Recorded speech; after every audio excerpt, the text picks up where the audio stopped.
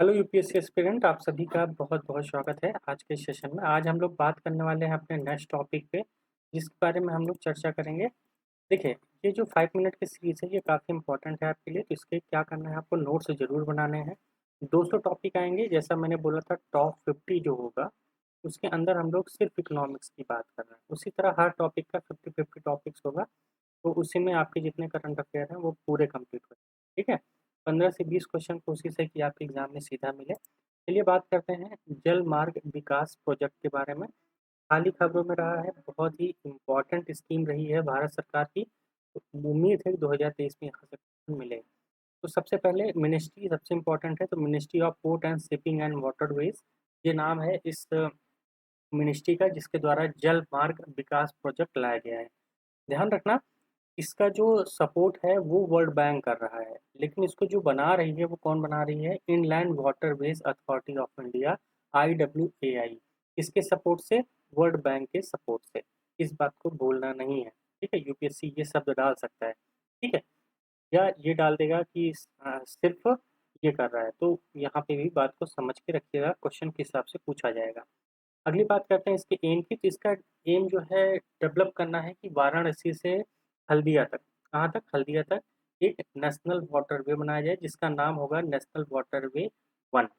ठीक है, देखो सीधी सी बात है, 1500 से लेकर 2000 तक के जो बड़े बड़े कंटेनर्स होते हैं, वेसल्स होते हैं, उनको ले जाना, उनका नेविगेशन करना नदियों के माध्यम से, इसे कहा जाता है वाटरवेज। ध्यान रखना। तो अभी जो बन रहा है वो वाराणसी से हल्द्वानी था, और अभी आपने सुना भी होगा कि हमारे प्राइम मिनिस्टर ने इसको क्या किया था, ओपन भी कर दिया था। ठीक है, तो जल मार्ग विकास प्रोजेक्ट ये इसी के अंतर्गत है। देखो, क्या पता यहाँ से क्वेश्चन बने कि ना बने, लेकिन हो सकता है यहाँ से क्वेश्चन कि इंडिया की कैपेसिटी कितनी है, क्या है। अब जैसे inland water transport in India only 0.5%, मतलब 1% भी नहीं है टोटल ट्रांसपोर्ट का। अगर कंपेयर करें, 42% नीदरलैंड में है, चाइना में इतना है, यूएसए में 8.3 है, यूरोप में 7% है। टोटल जो ट्रांसपोर्ट होता है उसमें पानी से जो ट्रांसपोर्ट होता है, मतलब कि जो भारत के अंदर की बात है, बाहर की नहीं। ठीक है, ये अंदर की बात है, तो बहुत कम है, मतलब नदियों के द्वारा जो हम ट्रांसपोर्ट करते हैं वो 0.5% ही।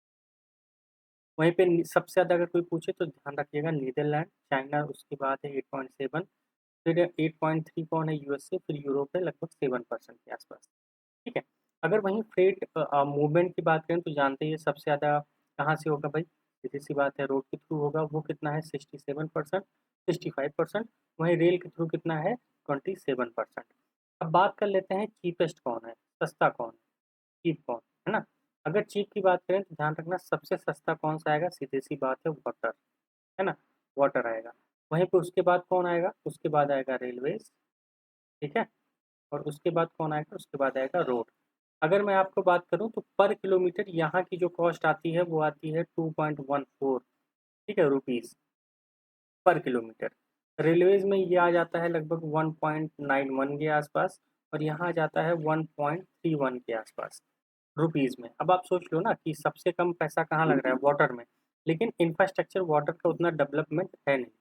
ठीक, तो यूपीएससी क्या कर सकती है, चाहे चीप पे क्वेश्चन, सबसे सस्ते पे क्वेश्चन पूछ सकती है कि सबसे सस्ता कौन कैसे है, या फिर ये पूछ सकती है कि जो इनलैंड वाटर है उसके बारे में क्या चल रहा है। देखो यहाँ पे रॉन्ग स्टेटमेंट बनाने की कोशिश की जाएगी।